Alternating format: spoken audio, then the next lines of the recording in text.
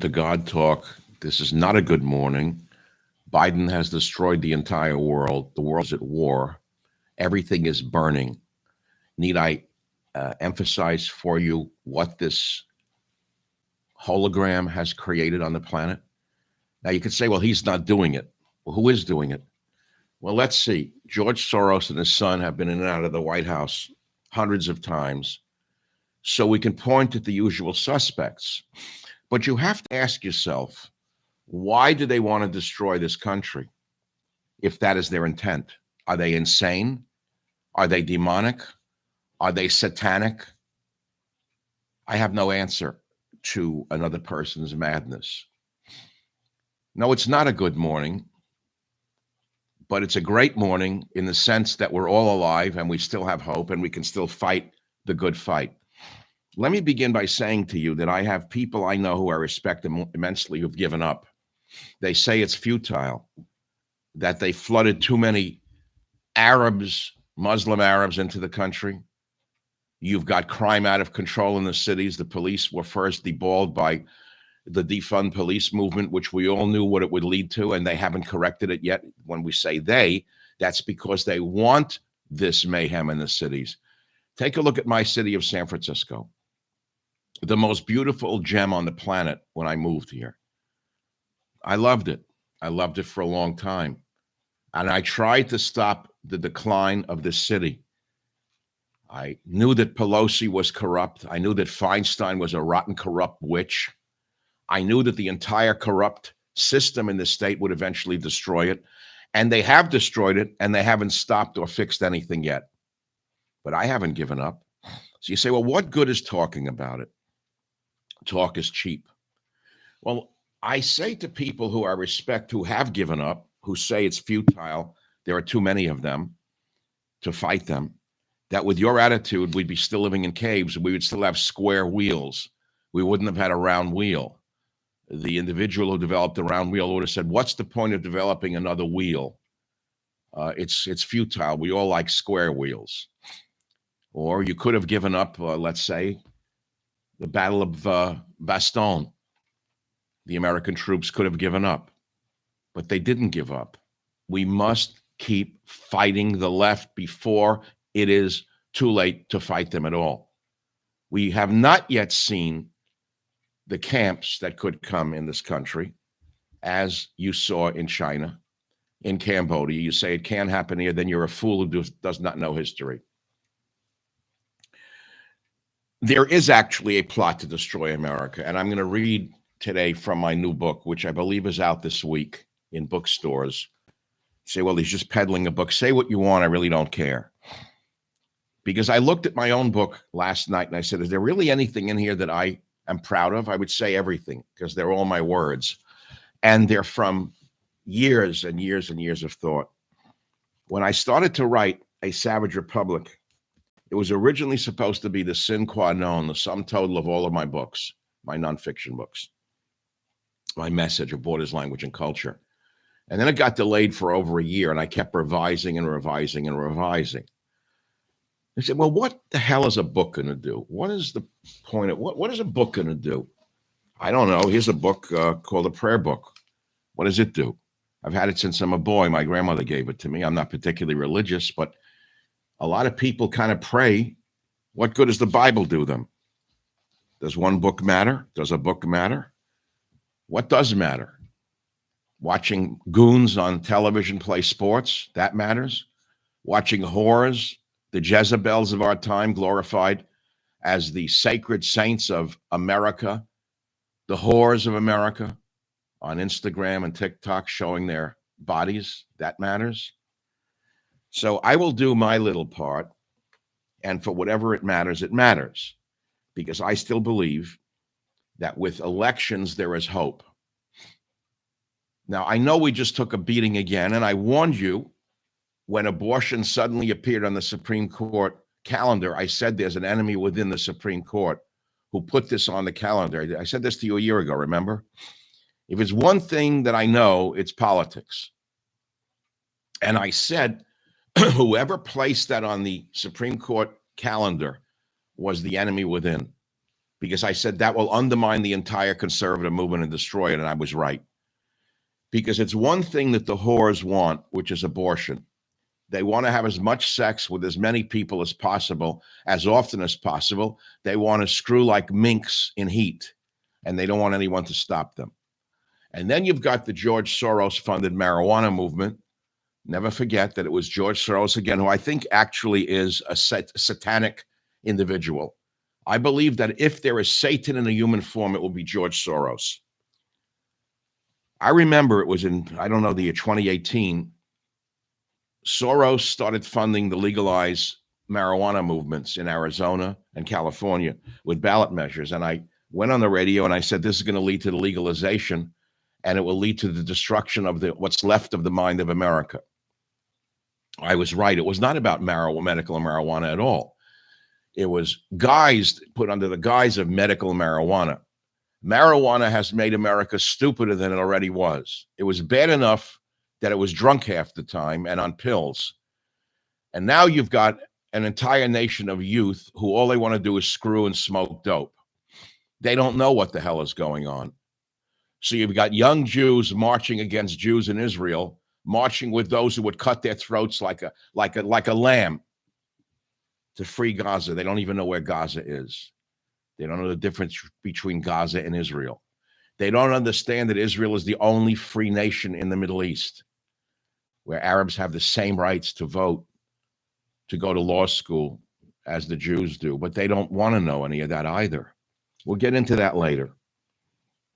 I want to stick to what I started with, which is, what difference does a YouTube show make? Well, you get 10, 20,000 people over time. You put it on Twitter, Facebook, Instagram. You may get 30,000 people listening to your God Talks or your other shows. What difference does it make? Everything begins with an idea. Everything begins with an idea. Good ideas and bad ideas. Positive ideas and negative ideas. But everything begins with an idea. So I say to you, ideas matter.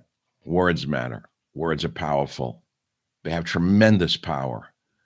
And we can counter the evil ISIS of our time, which is the American left. You say, well, now how the hell can you make a jump like that when ISIS was raping 8-year-old Yazidi girls in Iraq? The left isn't like that. Oh, they aren't? They're cutting the testicles off boys 9 years old in this country under the guise of medical freedom. They're encouraging young girls to cut their breasts off.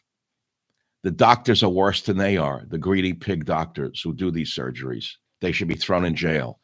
So yes, they are mutilating our children. They're raping our children's minds with drag shows in kindergartens.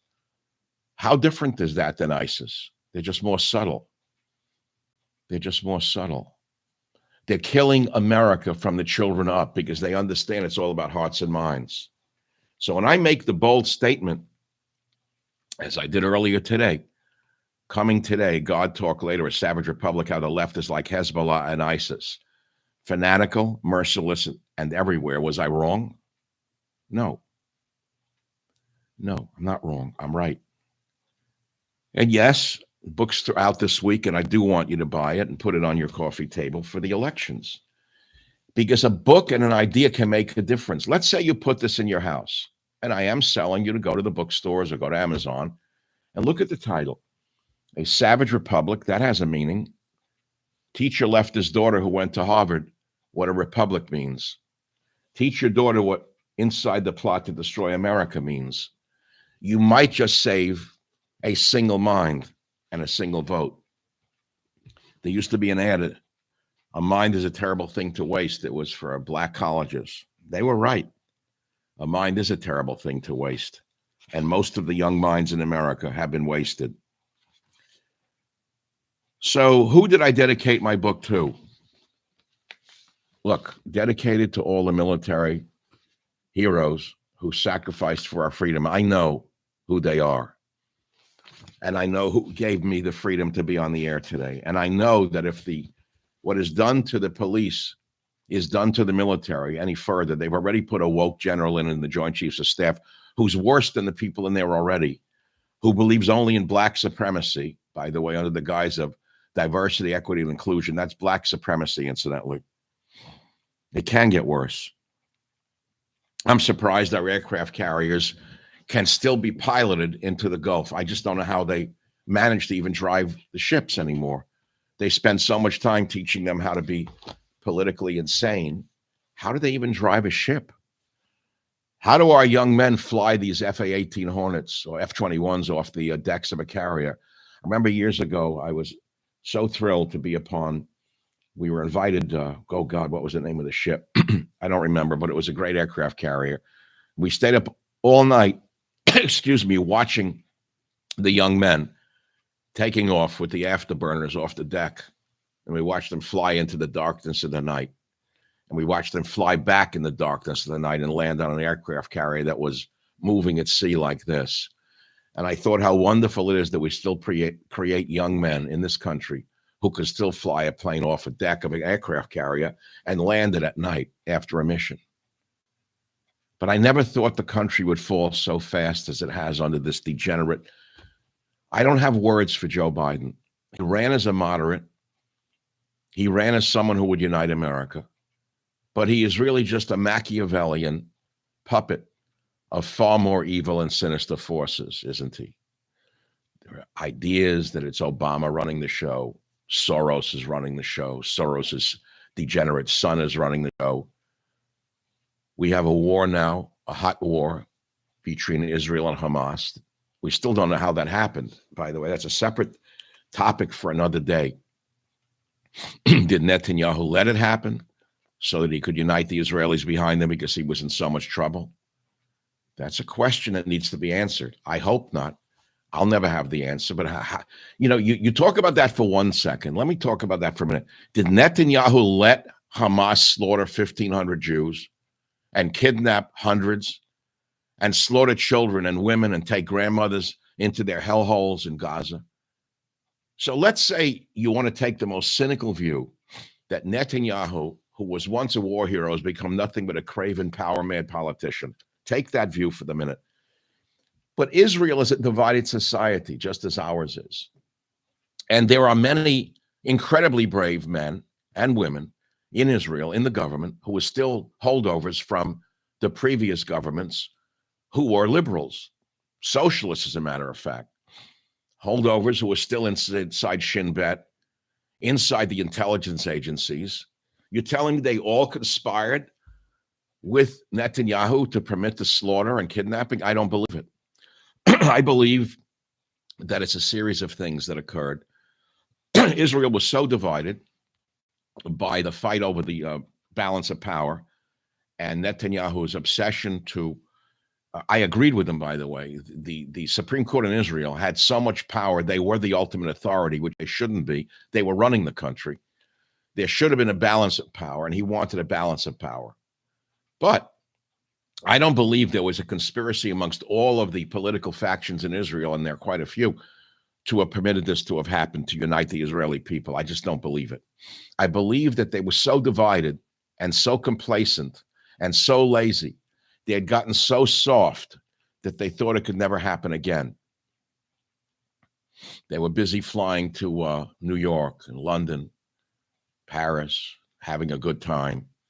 They figured they had the ISIS, whatever they call them, Hezbollah in the north, and now you have Hamas in Gaza, and they're not going to attack us. So they let their guard down. And there's one theory. The theories don't matter. 1,400 people were mercilessly slaughtered. They went first to a outdoor Woodstock type dance party, by the way, which I'll never understand why Israel permitted this to occur so close to the Gaza border. Just like we have, the lunatics in this country who want to just have drugs, sex, and rock and roll. They have them in all countries. They have them in Israel.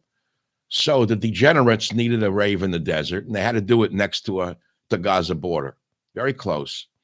And who was the first target of these fanatical Muslims? Those who were partying in the desert. Did they deserve to die? Of course not. Did they deserve to be kidnapped and raped? Of course not.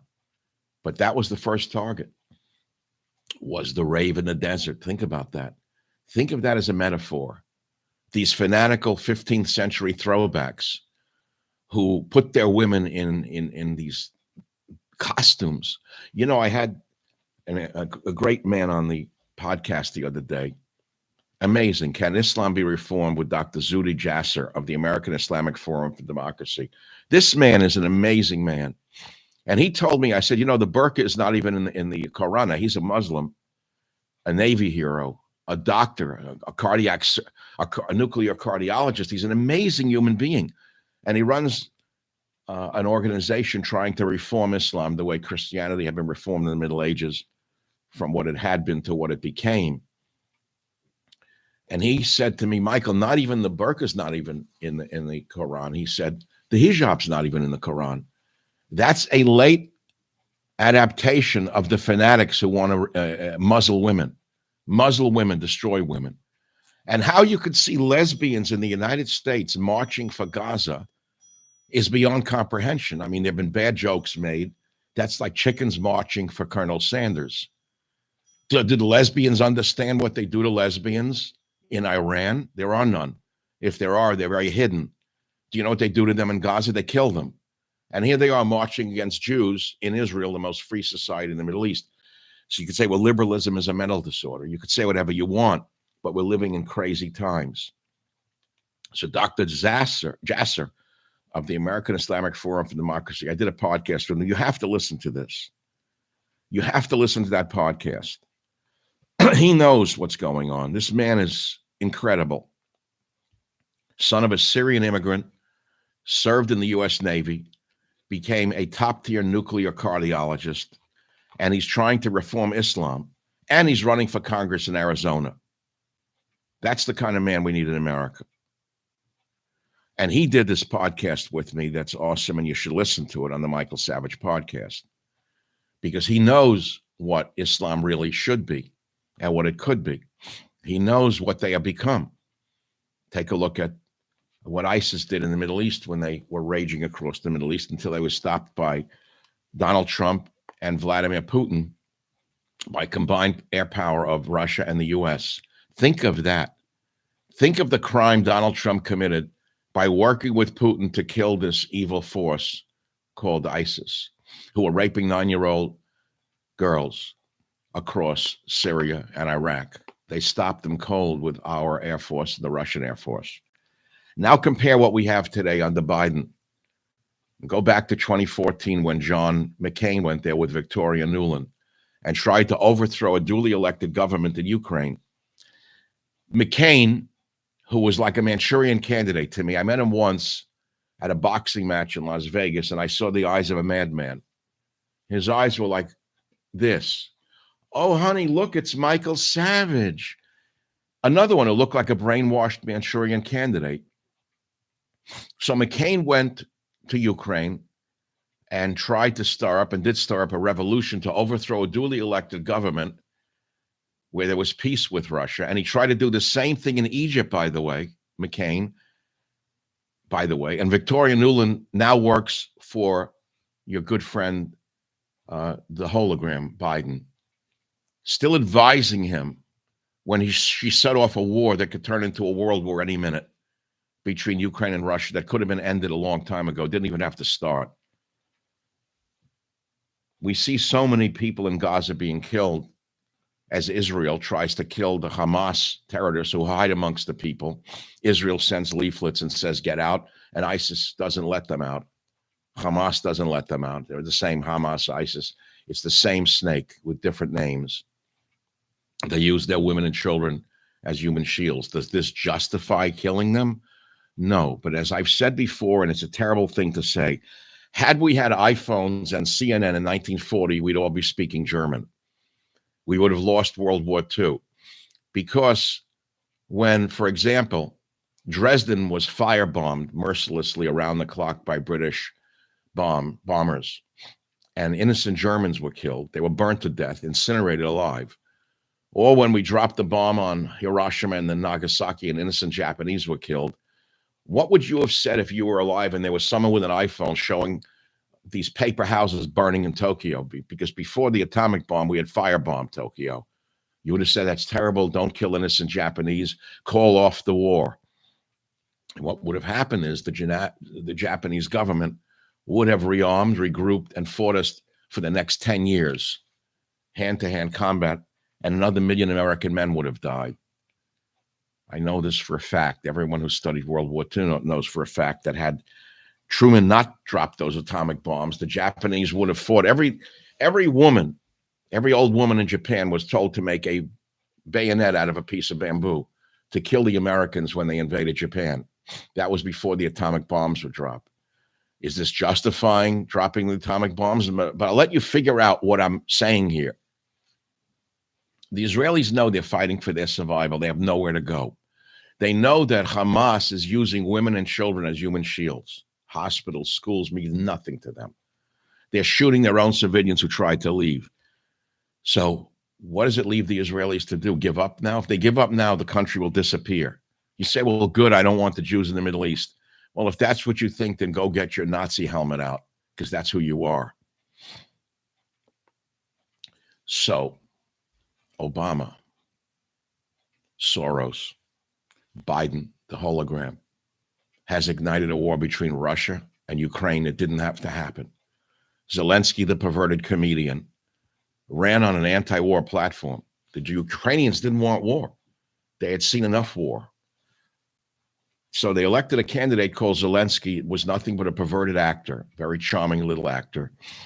And he said, I will not join NATO. I will not go to war with Russia. I will not let NATO here and blah, blah, blah. And the next thing you know, he's working for the Nazis in Ukraine. Now, think about this. 7 or 8 million Ukrainians have fled the country. They're good people. They're wonderful people. But they've also fled their homes. They're living in Poland. They're living all over Europe. Where are they? You know, there's no Ukraine anymore. It's been destroyed by Zelensky and his Azov battalions. Russia's not going to give up. Russia won't go away. Russia fights wars of attrition. They see things in the long term. They're willing to fight. They don't care how many men it takes or how long it takes.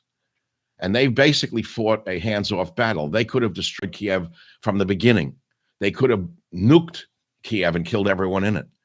But as I've told you on my podcast with great guests who know history and know war, American patriots like Colonel Douglas McGregor, Putin sees the long term and he wants peace with Ukraine because he has to live with the Ukrainians forever after this is over.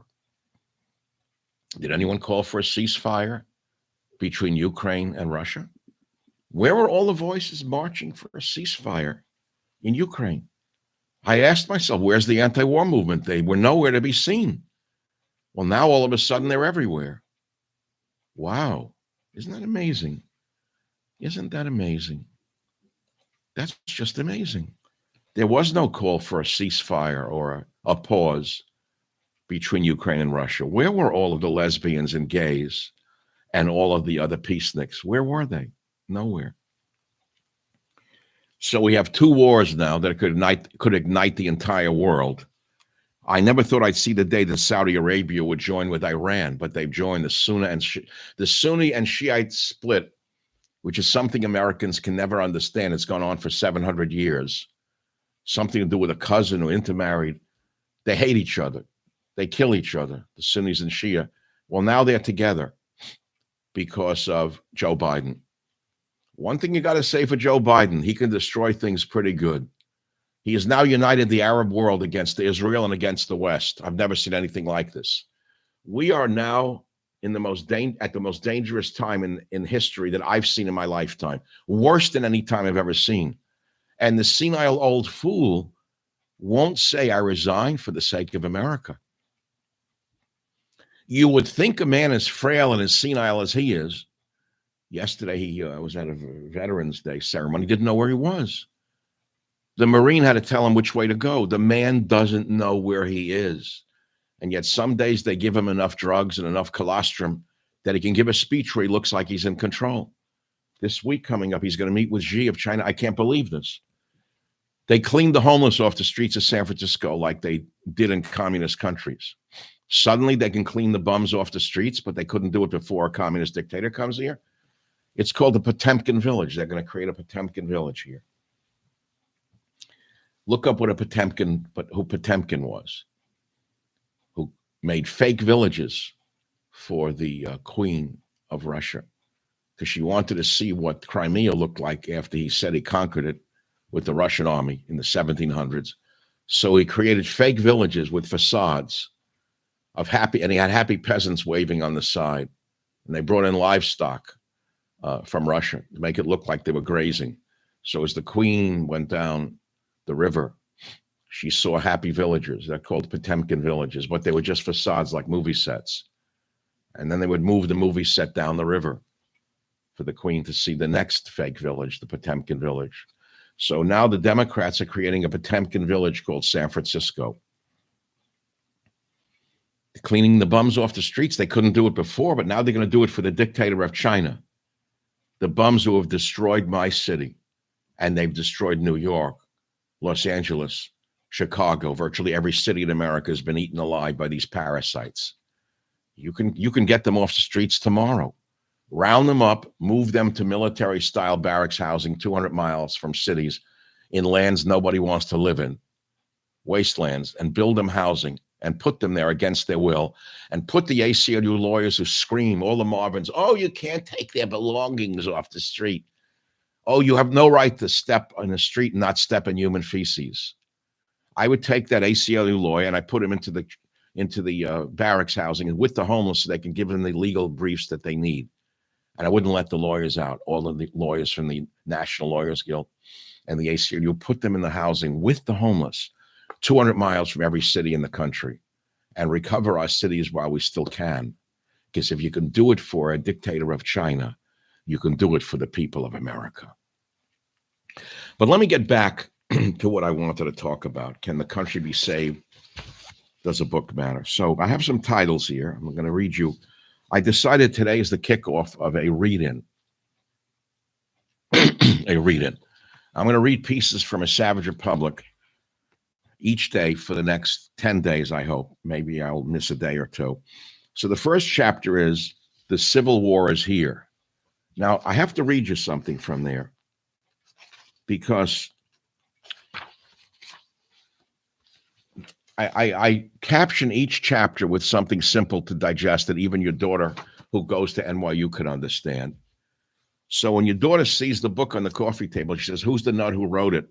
Say to your daughter who went to NYU and came back with purple hair and a girlfriend instead of a husband and babies, say to her, well, this guy wrote this, The Civil War is Here, and he wrote, we're not going to see massive armies of Americans marching toward each other. It's a war of ideas.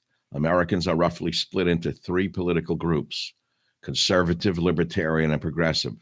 And it is this last group that has declared war against the other two.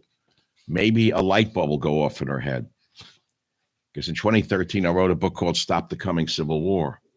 I saw it coming. And I said then that the war will not be between the states, but between true patriots who believe in our nation's founding principles and those whom I believe are working every day to undermine those principles and change the very nature of our country. I said in that 2013 book that people like Biden and Harris and the shadowy people behind them are transforming America in front of our eyes. I said then that it won't be a war of bullets and blood, but one of commitment to freedom and the courage of conviction. I've been raising my voice for almost 30 years now, and I'm not giving up until God silences me. So I'm going to read you the preface and probably say enough is enough for today. I don't know how long I've been with you. I don't even have a minute count here, but I would say whatever it is, it's 20 minutes or so. Anyone know how long I've been talking with you? So I begin the preface as saying, I'm going to read you from the book because this is a read-in. It's a read-in. I'll read you from the preface. See what you think. It's been said that those who have knowledge don't predict. Predicting the future is very complicated based upon so many diverse outcomes. Those who have the power to shape the future can better predict the future than I. However, I recently asked my followers on social media What are your predictions about the world and the United States? Here are some of their replies. Will NATO consider Russia weak enough to put boots on the ground? That's still an unanswered question. Will Biden be replaced? Still an unanswered question. Will Joe Manchin or Gavin Newsom run for president? I wrote that, and here it is. Now there's talk that Manchin may run for the presidency. I predict, by the way, that it will be Gavin Newsom, and he'll be our next president. That's a topic for another day. They will replace, well, I'll say it to you right now, what I think is going to happen. They did not send Gavin Newsom to China by chance. Nothing is done by chance when you have a dictatorship like the Democrat Party is. It's total and absolute dictatorship. They took the governor of California and they sent him to China. And he shook hands with Xi, and he's a tall, good-looking guy. They tried him out like a movie star, and he looked good. If only California was California and not destroyed, he'd be a great president. But his policies will destroy America the same way California's been destroyed, unless he can change on them, and I doubt it. He's part of the Pelosi machine. He will be president. I don't know how they're going to do it, but they're going to make him vice president and move Kamala Harris to some other job.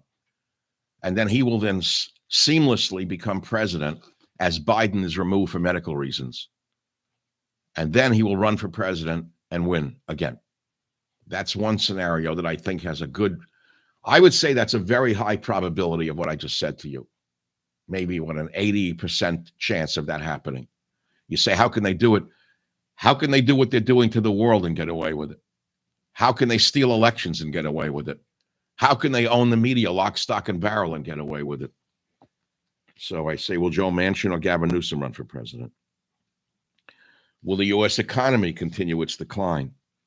Duh. When you're printing money for wars you can't afford, and you brought in 8 million illegal aliens and you're giving them $400 a night hotel rooms and 80% of them don't work, these bums, these leeches, these parasites that they're bringing in, they're not immigrants like your grandfather or great-grandfather. These are leeches. Leeches. They leech off you and me, the taxpayer. They're living on you and your work, sitting around playing backgammon, drinking booze, partying in the streets. Anyone see them working anywhere? By the way, most of the Hispanic immigrants that I know who came here before, who worked their asses off, they work harder than anybody I know. They don't want them here. They know who these wonderful South American communists are, who were kicked out of their own country and allowed to walk out of their own country. They were worthless to their own country, just as they're worthless in Guatemala now. They don't need them. They're leeches to this. They kicked the president helps them get out, along with your friends from the corrupt Catholic Church called Catholic Charities. They figure they'll fill the churches. Do you know how many billions of dollars a year Catholic charities and Lutheran charities are given by this corrupt, degenerate government of ours? How do these people come here, these illegal aliens, with new sneakers, new clothing? They look great. They're in great shape. They're in better shape than me. None of them look like they're starving. They're in great shape for people who walk 3,000 miles because they didn't walk. The huge buses drive them in. Trains take them in. Catholic Charities. Will there be a U.S. currency crisis resulting in a world digital currency? That's a big one. Will there be a continued push to draw us into war with Russia? Will Taiwan be attacked? That's the next one Biden hasn't gotten to yet. Will there be another pandemic? Well, Fauci's working around the clock to see if he can peddle another vaccine. Give him time, though. Can't create another Frankenstein vaccine yet. Will there be more revelations about UFOs? Notice there's no longer talk about UFOs now that there's war between Hamas and Israel. Where'd the UFOs go? Where'd that topic go, Wolf Blitzer, you degenerate bum you? Will eating turkeys be outlawed and will be forced to eat insects?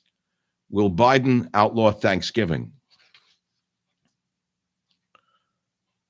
Can anyone really predict, what might happen in this nation and this world by the end of this year? With a totally corrupt government and a complicit media, virtually anything is possible. And then I go into chapter 1. The Civil War is here, and we are in a civil war, whether you know it or not. I told you it's not with bullets. You got the Biden bait and switch, but we go to the leftist insurgency. This is the nature of the civil war in which we find ourselves in. We're not going to see massive armies of Americans marching toward each other. It's a war of ideas. Americans are roughly split into three political groups, as I said earlier: conservative, libertarian, and so-called progressives. And it is this last group that has declared war against the other two. That would be the so-called progressives. They're the ones out marching with Hamas right now. And I ask, what is a libertarian? What is a liberal? What's a conservative? When libertarians drive a truck in a protest, it's a peaceful protest. They want government off their backs, no vaccine mandates. That's the same issue today. Now we contrast with a modern liberal or progressive today driving a truck. The liberal says, not only will I protest when I'm going to protest, but I'm going to crash my truck into a Nordstrom and steal the jewelry and clothing. That's what the pickup bed is for. This is what liberalism has become because it's been taken over by anarchists, radical progressives, and Black Lives Matter. There are no classical liberals anymore, as far as I can tell. They've all become activists and rather violent and coercive. So finally today, let's look at the origins of this without getting into a whole lecture on it. What's it all about? Ronald Reagan explained it best. It's very simple: less government. Get out of my pocket, get off my back, and let me have more control over my own destiny. This really makes sense. This is what liberalism is. Basically, classical liberalism was very similar. It was a breakaway from powerful governments, backed by state churches and monarchies, and it focused on freedom of the individual. That was the original liberalism. But look at what it's become today. So-called progressivism. It's become violent and coercive. You've got entertainers who used to be libertarians. Many have become coercive, saying that people who don't take vaccines should be turned away from hospitals and sent home to die. Did you hear that one? Remember that? Howard Stern and Larry David and all of the other vermin of the world? They said you should be sent home to die and not go to a hospital during the epidemic. And you ask, how do people transform into these characters who are the opposite of what they began as? And finally, and I'll conclude with this today, that leaves conservatives. What is it to be conservative? I ask. Many of us who are on the right are really a mixture of libertarian and conservative. We want limited government, but we don't believe in anarchy. This is where libertarianism gets lost. When people start saying no government, that's crazy. We have lost the liberals because they no longer even think of themselves as progressives. They've moved to radical socialism, and for them, it is their ideology to the exclusion of anyone else's ideology. You must accept what they believe, or you're a deplorable or un-American. And that is how they have forced their agenda upon us. That's why I say they're very much like Hamas. The progressives today are much like Hamas. In intellectual terms, they are much like Hamas. They've emerged from rebelling against churches and monarchies and overtly powerful governments to become an overly powerful coercive force unto themselves. And where this goes is very dangerous. Progressivism is leading to National Socialism. Need I remind anyone reading this what National Socialism is? National Socialism was Nazism. That's what Hitler introduced into Germany, National Socialism. And we're not too far from that here in America today. When you listen to occasional Cortex, who you call a member of the squad, or I will not use her initials AOC, they did that from the beginning, thinking she could be president like JFK. So they gave her initials. I call her occasional Cortex, which is more appropriate for a witch like her. She sounds just like a National Socialist.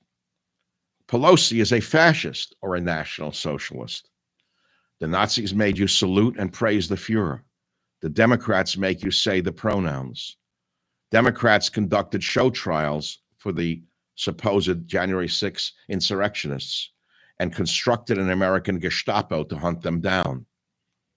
These are very dangerous times. I'm not going to go on to Stalinist Biden and parallels to another of the 20th century madmen called Joseph Stalin. But people must learn history in order not to repeat it. And that would be Stalinist Biden. As feeble as he may look, he is a puppet of those who will destroy any remnants of freedom that we have left. So I have concluded to page 8 in my read-in today on the civil wars here. A savage republic. And yes, ideas matter. And yes, one book can change one mind and one vote. And maybe you can save your poor son or your poor daughter from the ISIS or Hezbollah of our time, which is the so-called liberal movement. How the left is like Hezbollah and ISIS. Fanatical, merciless, and everywhere. I'm going to pause now. And I'm going to ask you again to think about ideas and not give up hope. Don't give up hope. I'll remind you of certain hopeless situations where people didn't give up. Many people have given up. I know conservatives who are very smart who've given up. They say they've taken over the schools, they've taken over the media, they've taken over everything you could imagine, and they don't want to fight them anymore. I said, that's exactly what they want. They want you to give up. And I say, fight until you have no breath left. Fight them everywhere. Fight them at school board meetings. Fight them on YouTube. Fight them everywhere. Everything begins with an idea. Ideas are very powerful. There is a real plot to destroy America, and they're very, very far along. You say, well, I've heard this before. I've heard others say it. Yeah, but I was the first to broadcast it in this country in the way that I did. Borders, language, culture, the most important 3 words you will hear in your lifetime. That is what defines a nation, borders, language, and culture. Nobody said it until I said it. I won't mention the individual's name, but when I was at Mar-a-Lago a few months ago, he's a very prominent member of the MAGA movement.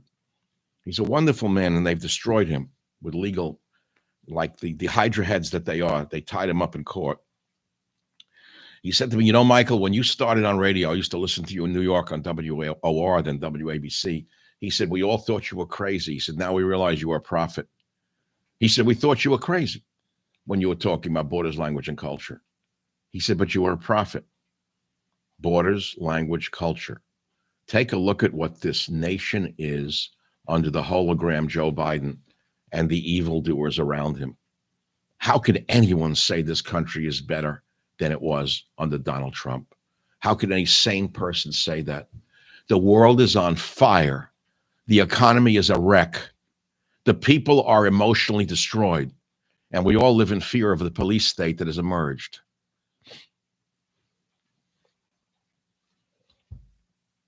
On that happy note, I conclude my God talk today. And remember, ideas matter, and never give up. Do I have one metaphor to close with? I do. I've used it before with some people who want to give up. During the darkest phase of modern human history, which was the Nazi concentration camps, where Jews primarily, but others, gypsies, homosexuals, trade unionists, Jesuits, were beaten and starved to death and worked to death. During those dark days, do you know that Jews had babies in the concentration camp that they hid toward the end of the war? Do you know that? Now, why would someone not abort a baby in a concentration camp? Because they realize life is sacred. And he who saves a single life, it is as though he has saved the entire world. That was written almost 1,000 years ago by a great Jewish sage named Maimonides, known as the Rambam. He who saves a single life, it is as though he has saved the entire world. I say to you, save your own life by not giving up. Do not give in to the progressives, no matter how bad you feel, no matter how downhearted you feel that you can't go on. Oh, yes, you can. As God still gives you a breath and a brain, you can still talk. Talk on a supermarket line. Talk at a school board meeting. Talk about borders, language, and culture. Teach them that there is a plot to destroy what's left of this great nation. And remember, vote, vote, vote. It's all we've got left. On those notes, I say, keep on keeping on. This is Michael Savage. And with God's will and your listenership, I shall return, as I used to say for years on the radio.